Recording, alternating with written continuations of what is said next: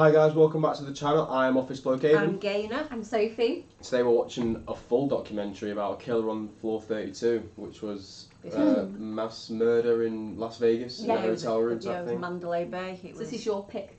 This is my pick, pick. I remember seeing it on the news and just being absolutely horrified at all those poor people that were just sitting ducks at a concert.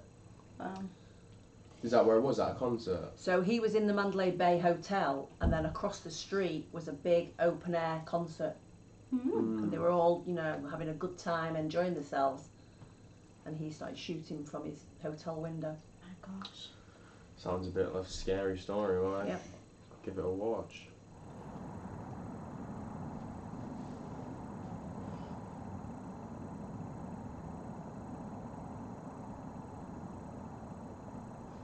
These hallowed grounds tell a tragic story.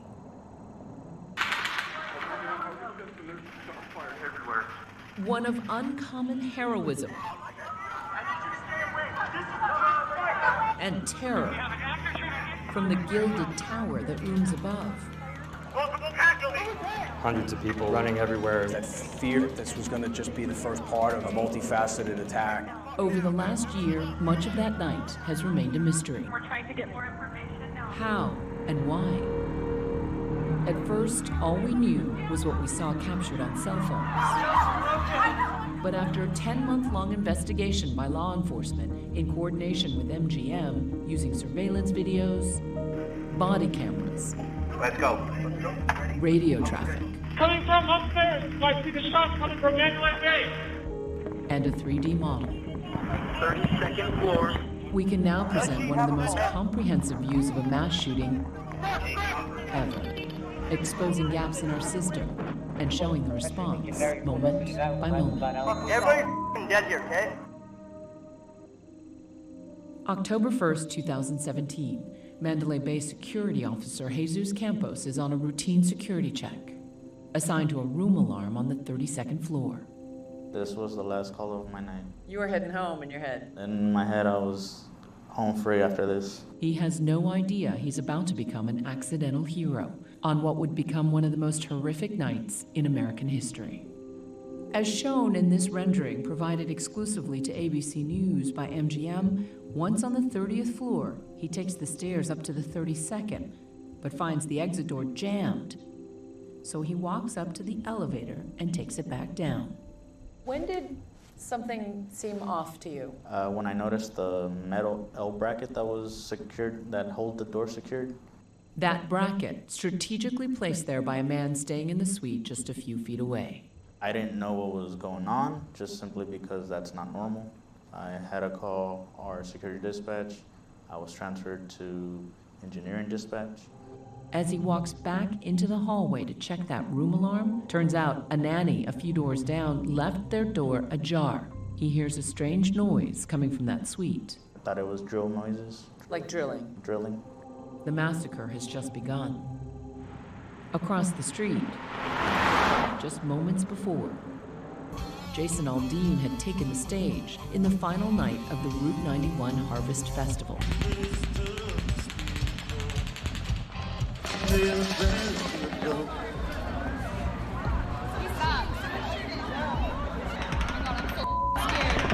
Bullets rained down on the 22,000 concertgoers packed into the open-air venue. That's just a firefighter. I know, but why would you do that? Confusion mixes with panic. People just running everywhere. Nobody knows where to go. In under a minute, over 100 rounds are fired into the crowd. Concertgoers flood 911. There's numerous reports coming in. We have 33 calls holding. It's an active shooter. It's fireworks! Some dispatchers met with chilling silence. Hello, 911. Hello, 911. As the shooter launches his attack, back on the 32nd floor, Campos, who is unarmed, continues walking down this hallway. He passes a room service cart that the shooter has rigged with surveillance cameras. It's either that or the sound of the stairwell door closing that alerts the shooter. He fires through the door and at Campos. I was was struck and I went to get cover, I had to take a moment to realize what was going on. Suddenly you're under fire. Yes, I went to go lift up my pant leg and I saw the blood coming down. Campos takes cover in this doorway alcove. There's about a 2 feet indent. It's enough to lean back and stay back. 312. He radios for help. Hey, there's shots fired in 32135. The shooter turns back to the concert goers below and fires over 250 more rounds in the next 4 minutes.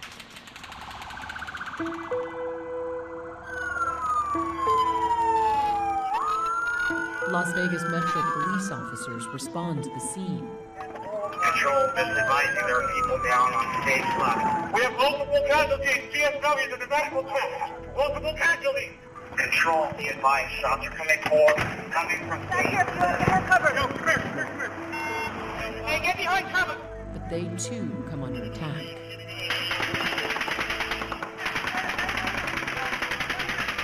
Can you see where it's come from? No. The officers are pinned down by automatic gunfire. Officer Brady Cook is shot. The moment captured on another officer's body camera. We're going down! Get back! Go to that wall! Up that wall! Go! Get over the wall! Hey, what do... Can you imagine the pure panic of everybody? Just because they're all inside a... Yeah, you can't run out No, you anywhere. can't go anywhere. Even if you get down, it's not helping because he's above. No. Yeah. And then the thing is, like, people are running. So, like, do you run with them and chance it? Or do you, like, because people were, like, on the ground, but then if everyone else is running, like, you're more exposed, so what do you do? Yeah, it is. It's absolutely horrendous. Awful. What do we have, though? Did they say they have... I saw two active shooters. The echo of gunfire through the strip leads to mistaken reports of shooters in multiple hotels. Just reporting a shooting at the Tropicana Hotel. At the Tropicana? Yeah, there's been a lot of confusion. We're not exactly sure where the shooting is.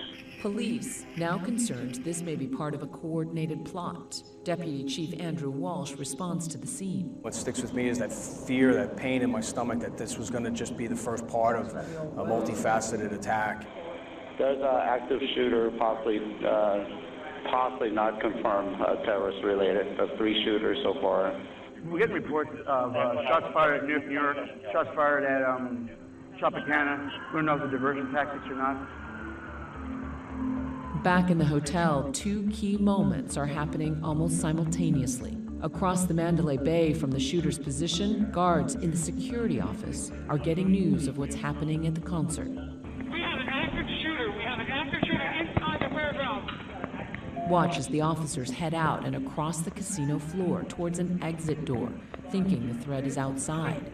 Armed units only. Meanwhile, Stephen Schuck, an engineer, is riding an elevator to the 32nd floor in response to Campos's earlier call about that L bracket. Pushing his maintenance cart, he walks out of the elevator and straight into danger. I started to hear the shooting out towards the crowd. Well, I didn't know that at the time. I had no idea what was going on at the time. What did it sound like to you? It sounded like a jackhammer because you never expect to hear something like that. I noticed him, I said, get cover, it's not safe. At that moment in time, there was more rounds being dispersed. Suddenly, Schuck himself is under fire. Something hit me in the back as I was jumping into cover. At the time, I was like, oh, you know, I might be shot. Someone's firing a gun up here. Someone's firing a rifle on the 32nd floor down the hallway. Those men from the security office hear Schuck's alert and hustle towards the elevators. I thought if I don't come out of this hallway alive, I wanted to communicate for Metro and first responders to get up there because this is where the shooter is. Every second that Campos and Schuck are under fire on the 32nd floor is a chance for the concert goers below to flee. We're going to get trampled if we don't go. So all those people had fled in that direction when the gunshots rang out. A lot of people did, yeah. I mean, people Right. went multiple directions, but not knowing where the rounds were coming from, you know, people fled. For Paige Melanson, running was an agonizing choice. She and her mother were both shot. We rolled her over, and a retired firefighter came over, and he told us that we had to go. He said that if we wanted to live, that we needed to go. I looked into his eyes, and he said, "You need to go." So I did. We were jumping fences, jumping walls, going through. We ended up in the Tropicana. Paige and her sister fled, leaving their mom, Rosemary, behind in the care of a stranger. Once I was shot, I fell down. Stephanie and Paige were hanging over me, saying, "Mom," just screaming my name, "Mom." And next thing I know, my body just floated up. I could hear the gunfire. I could see everybody. I could see my own body laying down there. The next thing I know, I was in heaven. And I saw my dad and my two brothers and my uncle. And it was so beautiful. It was so beautiful. You didn't want to come back. They just told me, "It's not your time, Rosemary. You got to go back. It's not your time." So next thing I woke up, I was on a gate that they put me on to drag me to the ambulance. You remember that? Yeah, but only like 20 seconds of it. And then the rest of it, I don't remember nothing. That retired firefighter kept his word, getting her to safety. Come on, guys! Hundreds flood into the nearby streets. Let us walk, Richard! Gunfire! Let us go! Is she shot too? Where they set up makeshift triage wards. I'm going to sit down and just go on my knee, okay? He's not shooting at the juice. I need help over there. Okay. We hanging in there? Okay, I gotta keep that pressure, sweetheart. The situation's so dire, police officers step in as paramedics. You see officers stopping to render aid. You see officers bleeding from bullet wounds. Can you get an ambulance here, like real quick? They're all coming right now. Okay, because she got a gunshot to her lungs. The injured carried away any way they can. Oh my God. Hurry up! Right now, we need your truck. We just need to get people over to the hospital, okay? Okay. Hey, we have room in here. We have room for one in the neck. In the midst of the chaos, police work to keep everyone calm. Hang in there, please. Hang in there. You guys are going to be okay. We'll be back. Started off just like any other normal shift. Brandon was my trainee that night. It was his second night on the job. Rookie Brandon Engstrom and veteran officer Richard Cole were just beginning their graveyard shift when the shooting began. Our sergeant had the radio on. Shots came out over the radio. So immediately he yells at us to go to our cars. Just be advised, it is automatic fire. Fully automatic fire from an elevated position. Take cover. While we're driving there, we can hear every time somebody keys up their microphone on duty, we can hear automatic gunfire. As soon as we show up, it's time to go to work. Tried to help anybody we could right off the bat. Keep going, everybody, keep going. And then that's when we met Frank. He came over to our car and he's carrying his wife, Giovanna, in his arms, and he said, "Help me, I'm a police officer." Get her in the car, help me pick her up. She appeared lifeless. At that point, we obviously knew that this was very critical. Get her in, right now. Close that door. 1 minute 22, I'm at the UMC with a female with a gunshot wound to the head. I remember within the first 30 seconds to a minute of us driving to the hospital, we heard that an officer had been shot, and Brandon realized that that was somebody he went to the academy with, and I remember him saying, "My buddy just got shot." That officer, Brady Cook, who moments earlier had been pinned down with that team of officers under fire. Like Brandon, it was Officer Cook's second day on the job. That all in itself was tough. All I could think was, we have to get Giovanna to the hospital immediately. And all I wanted to do was help both.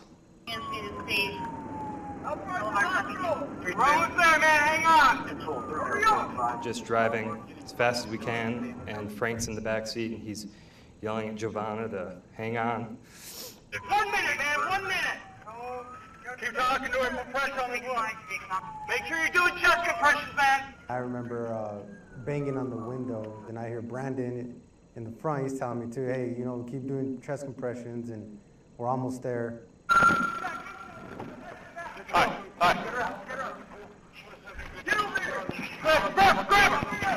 Brandon and I carried Giovanna into the hospital. At this point, she had blood. She was bleeding everywhere, like her entire body was covered in blood. And we carried her into the emergency room, and I just remember yelling, hey, I have a gunshot wound to the head. Where do you want her?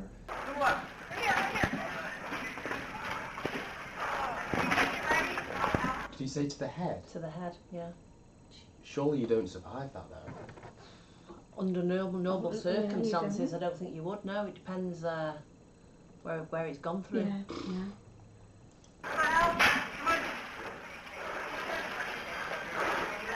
We set her down, and that was like the first moment that you had a chance to take a breath. And I looked down, I'm covered in blood. I looked at Brandon. He said, what are we doing? I said, let's go, we gotta go back. Shannon, call the police. Someone's firing a gun up here. Someone's firing a rifle on the 32nd floor down the hallway. Control units responding to 32. Inside the Mandalay Bay, Stephen Schuck, the engineer pinned down on the 32nd floor with security guard Jesus Campos, have alerted authorities to the shooter's location. Watch for weapons of the people coming out. We're slowing them down right now. Police spread out, sweeping through the hotel, looking for other threats. You got two behind you already. Central Police, security here, stand off! Waking stunned guests in the process. Sir, you hurt? Clearing rooms, floor by floor. Why even do that on the 15th floor when they've just said they're shooting on the 32nd and then you're going in and invading on the 15th? I think they thought that there was multiple shooters. Yeah. I think they were checking every floor to make sure there wasn't any more. Yeah, because that's when they've got to be like If sure that there's I no one else. woke up to that, oh mate, I wouldn't even be scared. I would just be fuming. I'd be like, "What are you interrupting my sleep for?" Break. That's up, please. Put your hands up. There's an active shooter in the hotel. Okay, stay locked in your room. Thank you. No, that's why they're doing it. Yeah, 1,400 people. 10 minutes have passed since the first gunshots. By this point, the shooter has gone quiet.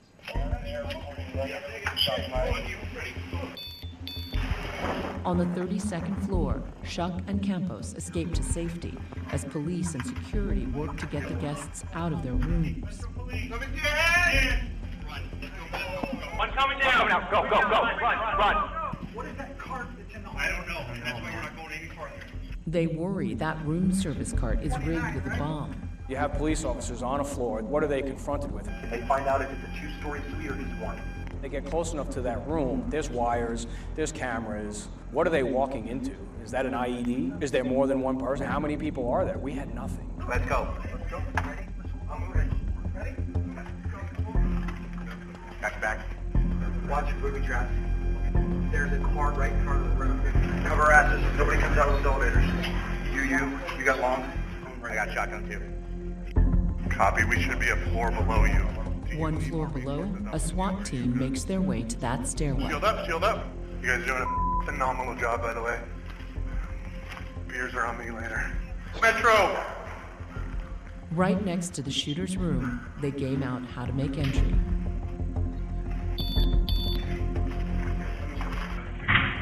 They force open that bolted door.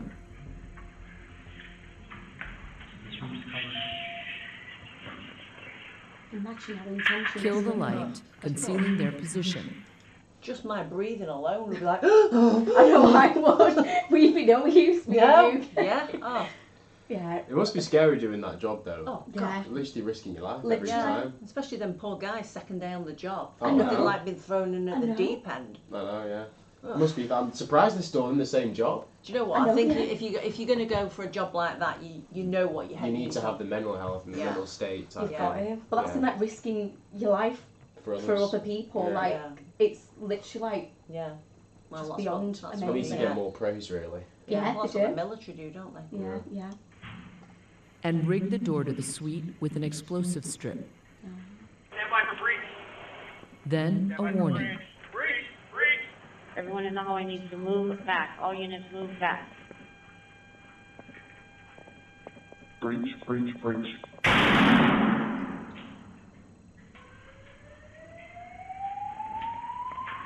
Okay, cover on that. In with you.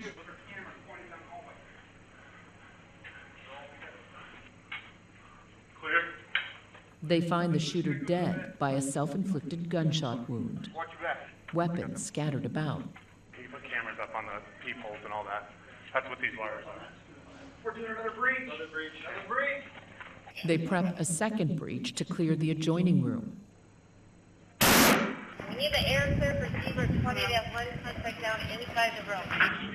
In both rooms, over 1,000 gun shell casings and an unimaginable cache of weapons. Over. Guys, everything's okay. He's dead, okay? Go straight down to the side end, yeah. Poor lady. In the room next door. Hey, guys! Hey! News spreads across the hotel. They went in, and then the doors were then cleared after that. Anyone dead up there? One down. Suspect, one down. For the thousands of guests that had been sheltering in place, Excuse me, I'm sorry. relief. We have no control over the actions of evil people, but we're here now. Thank you.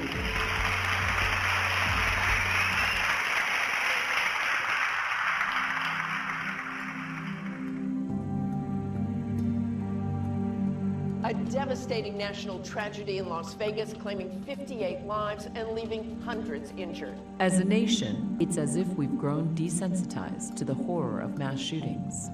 But the Las Vegas massacre seemed different. The deadliest mass shooting in American history. The shooter from his perch high up and far away, exposing the fact that nowhere is too far or too secure for a bullet's reach. For days, the festival grounds remain frozen in those moments of terror.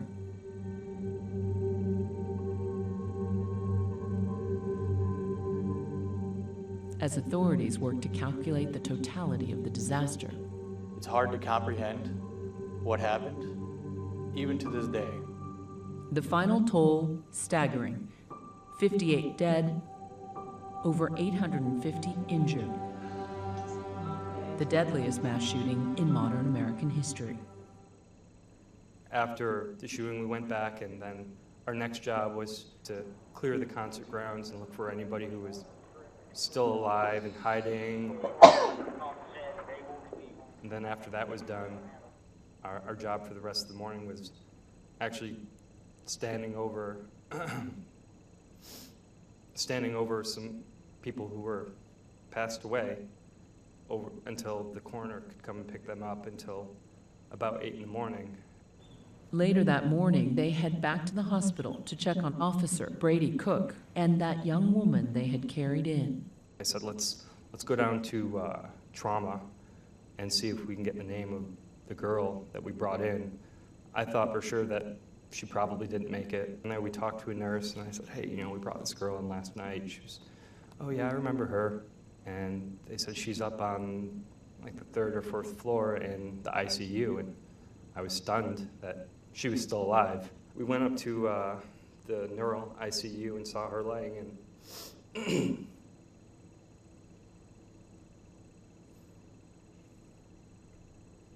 Going to the hospital and learning that she's actually still alive was kind of like sunshine to a dark day.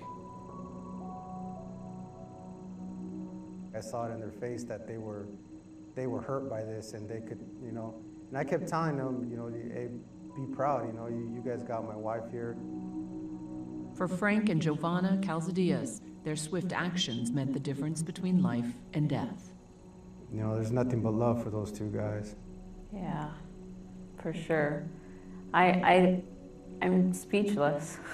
I don't know what words to say to them, that I'm grateful. They saved my life. In the days after the attack, the dark portrait of the man at the center of the massacre came into focus. The shooter, 64-year-old Stephen Paddock, a retired accountant and real estate investor, at one point a net worth of just over $2 million. But the scale and scope of what he did and how he did it remained a mystery. September 25th, 2017, security camera footage captures Paddock arriving at the Mandalay Bay Resort and Casino 6 days before the attack. He's a high roller, a regular at the hotel. He was a very typical guest. He was in... What makes it worse there is that no one's expecting it to be him type thing as well. No. So if you find out, like, it's on the 32nd floor in this room, it might have been like, oh no, this guy's in this room. It's not. It's definitely not him. He's been there before. Yeah, and they know him. I didn't realise he'd been there before. Well, obviously I don't really know the story that much, but the fact he's there before. A regular. Yeah, like clearly knew a lot of the staff, so like you say, they wouldn't have suspected him. Exactly. Our estimation, the lowest risk type of individual. No alarm bells going off. Paddock checks into a suite on the 32nd floor, and he's given the VIP treatment, allowed to bring his luggage up through a service elevator. He just looks like a middle-aged guy with a lot of luggage going up to a room. In the Mandalay Bay, a sprawling metropolis of restaurants, nightclubs, and over 100,000 square feet of gambling, he is only one man in a sea of thousands. Over the course of the next 6 days, under the ever-watchful eyes above, Paddock moves about the hotel, where he's known to gamble tens of thousands of dollars at a time. He can be seen playing the slots, making a purchase at the resort shop, and leisurely walking around. He preferred to play video poker machines. He would stay at that for hours on end. And spend the nights here? Yes. Literally through the night? Over the course of his stay, he makes several trips to his house in Mesquite, Nevada, and brings in case after case after case of luggage. 21 suitcases in all. How is that not suspected? 21 suitcases he's brought in, and they've not really even thought anything of it. No, it is crazy that he's just gone so unnoticed. Yeah. It's probably because he's a regular, I can't lie. He's a regular, if that was someone's first time in a hotel and they brought 21 bags up in total, unless they've got like a wedding. They'll probably like knock on the room and no, I mean, just like, ask a question to try and just have a peek in the room, see what's going on, but they're going to say something about the hotel. Yeah, but if somebody was going to a wedding there, you would have like loads and loads of... No one would have 21 bags. I don't know, I would. I would if I was getting ready. Jesus. Just a normal weekend. But no, it's and maybe as well I'm thinking, he didn't always have like the thing where, you know, like the cart with the bags on, like if you just walk in there with the bags, just two. You like as a receptionist, you wouldn't even, you're probably talking to other guests, you probably won't even see him walk past with 2 bags, would you? Yeah, true. And it all adds up. He's done it over a week. It's like different people on, you know, on the reception and full of guns and ammunition. 4 days into his stay, he checks into an adjoining room on the 32nd floor using the name of his girlfriend. Authorities say he'd already wired $150,000 to her in the Philippines. Finally, the investigation shows on October 1st, he orders room service and rigged those surveillance cameras before he brings in a final batch of suitcases and locks himself in his room. This will be the last known footage of Stephen Paddock alive. Since the night of October 1st, the story of what happened in this hallway on the 32nd floor has only been talked about, never seen, until now. Jesus was coming here to check this door, which had been left ajar by a nanny who wanted to check on the kids across the hall. Chunks of wall are missing because it's been taken out as evidence because shrapnel and bullets were flying down this hallway, shot from all the way in the other end. And as we get closer to where the shooter was hiding out, you can see more of the debris, more of the drywall, more of the soot. Behind this door, investigators would find 24 weapons, ranging from AR-15s with bump stocks to AR-10s with armor-piercing bullets, which are legal to buy but illegal to sell. He fired more than 1,000 rounds in 10 minutes, but he still had over 5,000 rounds of live ammunition. A person in our country can go out and buy that many weapons and not break the law until one of those kills a human being is a challenge for law enforcement. A lot of people looked at the arsenal and said, how could a man bring that much of an arsenal into a hotel? My first response to that is there are thousands of people walking through the front door, our back door, from the parking garage with luggage. We greet and welcome, and our first priority is to say, welcome. We're glad you're here. That's our first responsibility. Once I saw the arsenal that was up there, it's sickening. Since the attack, the Mandalay Bay has implemented new security measures. There are clearly random checks going on. How are dogs being used? Well, I think typically as a canine program to basically screen for things that we are concerned about. And authorities say casinos are now monitoring their visitors more closely. The casino industry is a fantastic partner for our town. The changes they've made with room checks and with who they're allowing to have rooms that overlook outdoor venues, both on the Strip and in downtown, they've been great partners for us. But now, more than a year later, we still don't know the answer to the big question. Why? What do you know definitively about his motive? Yeah, nothing.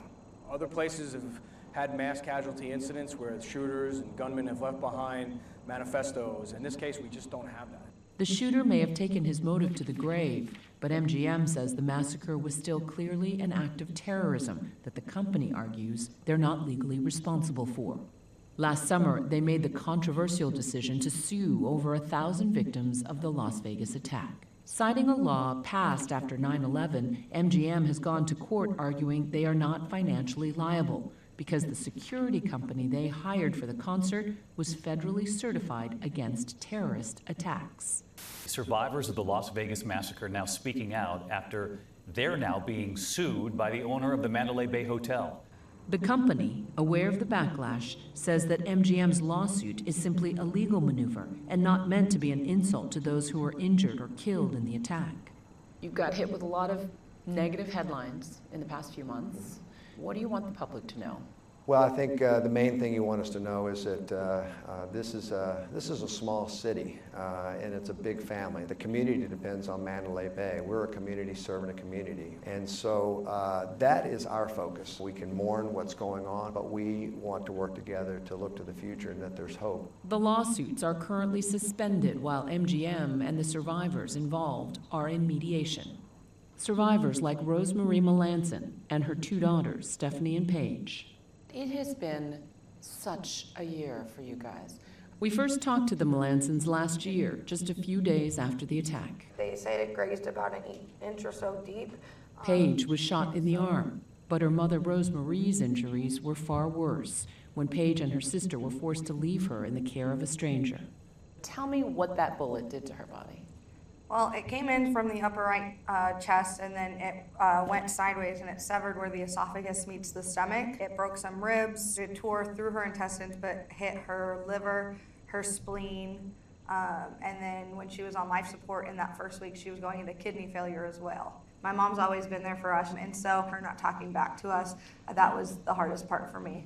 As part of their own healing process, the Melanson sisters relied on the Las Vegas dance studio they own. Dance has always been an outlet for us, and whether we're happy, those emotions come through. If we're upset, those emotions come through. That is our way to express ourselves. You're broken down and tired. On her first day back to work after the attack, Paige let those emotions lay bare through dance.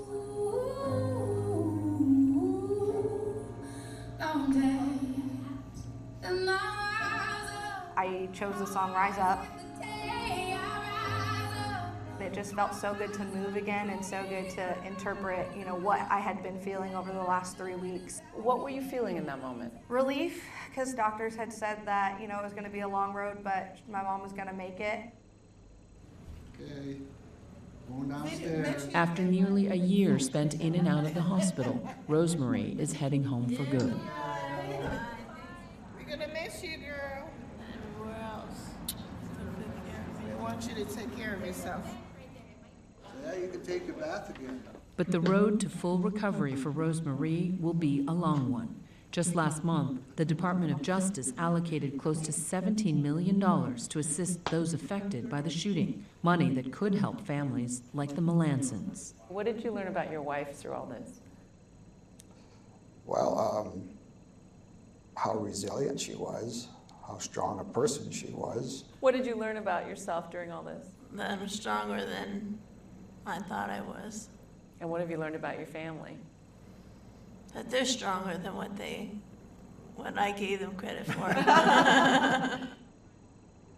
And it seems everywhere you look, 1 year on, signs of that strength throughout the community.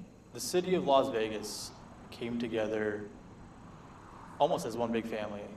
And they're still supporting each other despite the tragic event that happened. People still walk down the street, especially tourists on the Strip. They see us and they thank us for everything we do. All the first responders, paramedics, EMTs, for responding so fast. And also the people on the ground that were getting injured people into their vehicles and taking them to the hospital. I just thought that those, to me, are just my heroes, you know. You saved countless lives down below. What goes through your mind when you think that? Just doing my job. I did it to the best of my ability, and then some. These two unlikely heroes, now back to work, carrying with them one solemn vow. I feel like I got a second chance, and 58 people didn't, and I need to live a good life to honor them. Wow. Some story, that, isn't it? Yeah, it is. When did that actually happen? 2017. Yeah, we'll say 2016, 2017. Really? Yeah. It was not actually that long ago. No, it wasn't. When you first saw me, I was expecting it to be like late 90s or something. No, it wasn't that long ago. I can't believe that you'd not heard about it. I think when I was watching it, I was like, I'm sure I've definitely heard something on the Yeah. news when it happened, but yeah. I don't know. I'm surprised I haven't, to be honest. Yeah. Anyway, yeah. Hope you guys enjoyed the video. If you did, please like and subscribe for us. It'll be much appreciated, and we'll catch you on the next one. Bye. Cheers.